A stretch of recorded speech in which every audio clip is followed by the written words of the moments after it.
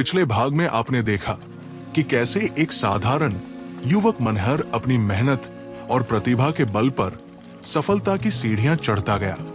लेकिन अब कहानी उस मोड़ पर पहुंच चुकी है जहां महत्वाकांक्षा और रिश्तों के बीच संघर्ष शुरू होने वाला है।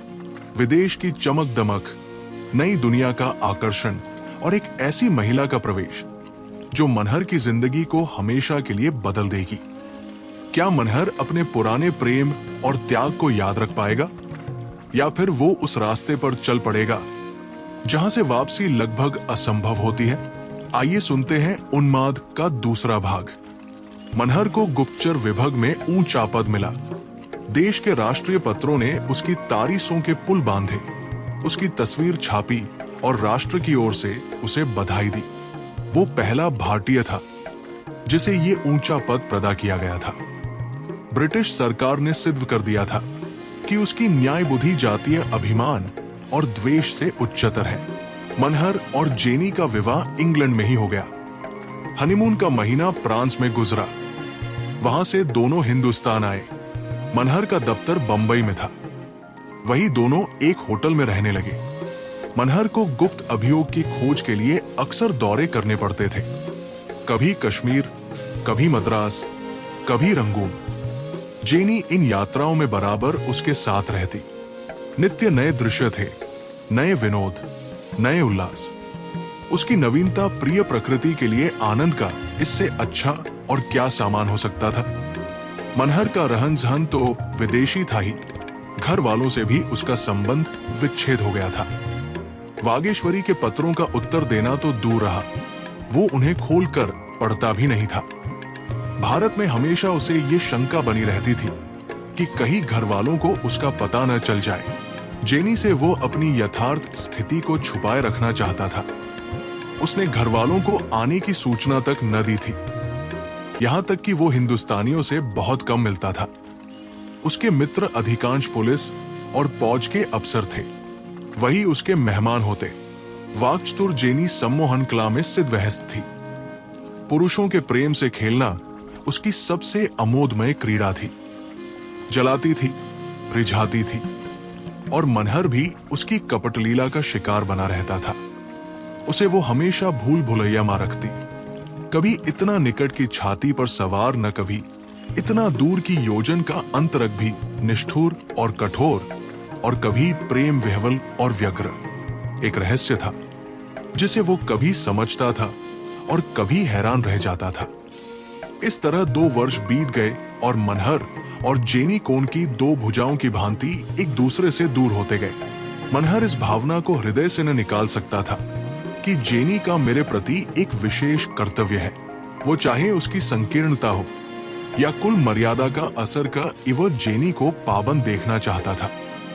उसकी स्वच्छंद वृत्ति उसे लज्जास्पद मालूम होती थी। वो भूल जाता था कि जेनी से उसके संपर्क का आरंभ ही स्वार्थ पर अवलंबित था। शायद उसने समझा था कि समय के साथ जेनी को अपने कर्तव्यों का ज्ञान हो जाएगा। हालांकि उसे मालूम होना चाहिए था कि टेढ़ी बुनियाद पर बना हुआ भवन जल्द या देर से भूमिस्थ होकर ही रहेगा, और ऊंचाई के साथ उसकी शंका और भी बढ़ती जाती थी। इसके विपरीत जेनी का व्यवहार परिस्थिति के बिल्कुल अनुकूल था।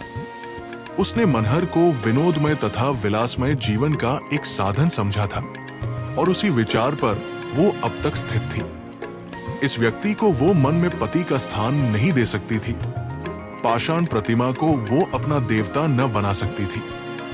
पत्नी बनना उसके जीवन का स्वप्न न था, इसलिए वो मनहर के प्रति अपने किसी कर्तव्य को स्वीकार नहीं करती थी। अगर मनहर अपनी गाढ़ी कमाई उसके चरणों पर अर्पित करता था तो कोई एहसान न करता था।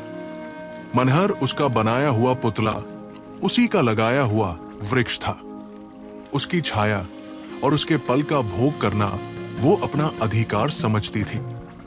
मनोमालिन्य बढ़ता गया। आखिर मनहर ने उसके साथ दावतों और जलसों पर जाना छोड़ दिया, पर जेनी पूर्ववत सैर करने जाती, मित्रों से मिलती, दावतें करती और दावतों में शरीक होती। मनहर के साथ न जाने से उसे लेश मात्र भी दुआ या निराशा नहीं होती थी। बल्कि वो शायद उसकी उदासीनता पर और प्रसन्न होती थी। मनहर इस मानसिक व्यथा को शराब के नशे में डुबोने का उद्योग करता। पीना तो उसने इंग्लैंड में ही शुरू कर दिया था, पर अब उसकी मात्रा बहुत बढ़ गई थी। वहां स्फूर्ति और आनंद के लिए पीता था, यहां स्फूर्ति और आनंद को मिटाने के लिए वो दिन दिन दुर्बल होता जाता था। वो जानता था कि शराब मुझे पिए जा रही है, पर उसके जीवन का ही एक अवलंब रह गया था। गर्मियों के दिन थे। मनहर एक मामले की जांच करने के लिए लखनऊ में डेरा डाले हुए था। मामला बहुत संगीन था। उसे सिर उठाने की फुर्सत न मिलती थी। स्वास्थ्य भी बहुत खराब हो चला था, पर जेनी अपने सैर सपाटे में मग्न थी। आखिर उसने एक दिन कहा, मैं नैनीताल जा रही हूं, यहां की गर्मी मुझसे सही नहीं जाती। मनहर ने लाल लाल आंखें निकालकर कहा, नैनीताल में क्या काम है? वो आज अपना अधिकार दिखाने पर तुल गया। जेनी भी उसके अधिकार की उपेक्षा करने पर तुली हुई थी। बोली, यहां कोई सोसाइटी नहीं, सारा लखनऊ पहाड़ों पर चला गया है। मनहर ने जैसे म्यान से तलवार निकालकर कहा, जब तक मैं यहां हूं तुम्हें कहीं जाने का अधिकार नहीं है। तुम्हारी शादी मेरे साथ हुई है, सोसाइटी के साथ नहीं। सिर तुम साफ देख रही हो, मैं बीमार हूं। इस पर भी तुम अपनी विलास प्रवृत्ति को रोक नहीं सकती। मुझे तुमसे ऐसी आशा नहीं थी जेनी, मैं तुमको शरीफ समझता था। मुझे स्वप्न मां भी गुमान न था कि तुम मेरे साथ ऐसी बेवफाई करोगी। जेनी ने अविचलित भाव से कहा, तो क्या तुम समझते थे मैं भी तुम्हारी हिंदुस्तानी स्त्री की तरह तुम्हारी लौंडी बनकर रहूंगी और तुम्हारे तलवे सहलाऊंगी? मैं तुम्हें इतना नादान नहीं समझती। अगर तुम्हें हमारी अंग्रेज सभ्यता की इतनी सी बात नहीं मालूम, तो अब मालूम कर लो कि अंग्रेज स्त्री अपनी रुचि के सिवा और किसी की पाबंद नहीं। तुमने मुझसे विवाह इसलिए किया था कि मेरी सहायता से तुम्हें सम्मान और पद प्राप्त हो। सभी पुरुष ऐसा करते हैं और तुमने भी वैसा ही किया। मैं इसके लिए तुम्हें बुरा नहीं कहती, लेकिन जब तुम्हारा वो उद्देश्य पूरा हो गया जिसके लिए तुमने मुझसे विवाह किया था, तो तुम मुझसे अधिक आशा को रखते हो। तुम हिंदुस्तानी हो, अंग्रेज नहीं हो सकते। मैं अंग्रेज हूं, हिंदुस्तानी नहीं हो सकती। इसलिए हमें में से किसी को अधिकार नहीं है कि वो दूसरों को अपनी मर्जी का गुलाम बनाने की चेष्टा करे। मनहर हदबुद्वी सा बैठा सुनता रहा। एक एक शब्द विष की घूंट की भांति उसके कंठ के नीचे उतर रहा था। कितना कठोर सत्य था। पद लालसा के इस प्रचंड आवेग में, विलास तृष्णा के उस अदम्य प्रवाह में वो भूल गया था कि जीवन में कोई ऐसा तत्व भी है जिसके सामने पद और विलास कांच के खिलौनों से अधिक मूल्य नहीं रखते। वो विस्मृत सत्य इस समय अपने दारुण विलाप से उसकी मदमग्न चेतना को तड़पाने लगा। शाम को जेनी नैनीताल चली गई। मनहर ने उसकी ओर आंखें उठाकर भी नहीं देखा। 3 दिन तक मनहर घर से न निकला। जीवन के 5-6 वर्षों में उसने जितने रत्न संचित किए थे, जिन पर वो गर्व करता था, जिन्हें पाकर वो अपने को धन्य समझता था, अब परीक्षा की कसौटी पर जाकर नकली सिद्ध हो रहे थे। उसकी अपमानित, ग्लानित, पराजित आत्मा एकांत रोदन के सिवा और कोई त्राण न पाती थी। अपनी टूटी झोपड़ी को छोड़कर वो जिस जिस सुनहले कलश वाले भवन की ओर लपका था, वो मरीचिका मात्र थी और उसे अब सिर अपनी टूटी झोपड़ी याद आई, जहां उसने शांतिम प्रेम और आशीर्वाद की सुधा पी थी। ये सारा आडंबर उसे काट खाने लगा। उस सरल शीतल स्नेह के सामने ये सारी विभूतियां उसे तुच्छ सी जंचने लगी। तीसरे दिन वो भीषण संकल्प करके उठा और 2 पत्र लिखे। एक तो अपने पद से इस्तीफा था और दूसरा जेनी से अंतिम विदा की सूचना। इस्तीफे में उसने लिखा, मेरा स्वास्थ्य नष्ट हो गया है और मैं इस भार को नहीं संभाल सकता। जेनी के पत्र में उसने लिखा, और तुम दोनों ने भूल की है और हमें जल्द से जल्द उस भूल को सुधार लेना चाहिए।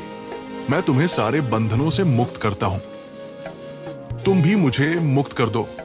मेरा तुमसे कोई संबंध नहीं है। अपराध न तुम्हारा है न मेरा। समझ का फेर तुम्हें भी था और मुझे भी। मैंने अपने पद से इस्तीफा दे दिया है और अब तुम्हारा मुझ पर कोई एहसान नहीं रहा। मेरे पास जो कुछ है वो तुम्हारा है, वो सब मैं छोड़े जाता हूं। मैं तो निमित्त मात्र था, स्वामिनी तुम थी।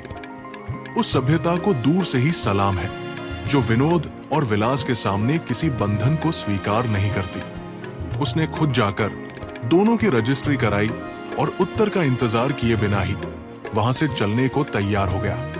दोस्तों, अब मनहर की जिंदगी में वो तूफान आ चुका है जिसकी आहट हमें शुरू से मिल रही थी। रिश्तों में दरार पड़ चुकी है, विश्वास टूट चुका है और मनहर पहली बार अपनी गलतियों का बोझ महसूस करने लगा है। लेकिन क्या अभी भी बहुत देर नहीं हुई? क्या वह अपनी खोई हुई दुनिया वापस पा सकेगा, या फिर उसके फैसलों की कीमत उसे जिंदगी भर चुकानी पड़ेगी? कहानी का सबसे भावुक, सबसे दर्दनाक और सबसे चौंकाने वाला हिस्सा अभी बाकी है। मिलते हैं उन्माद के अंतिम भाग में।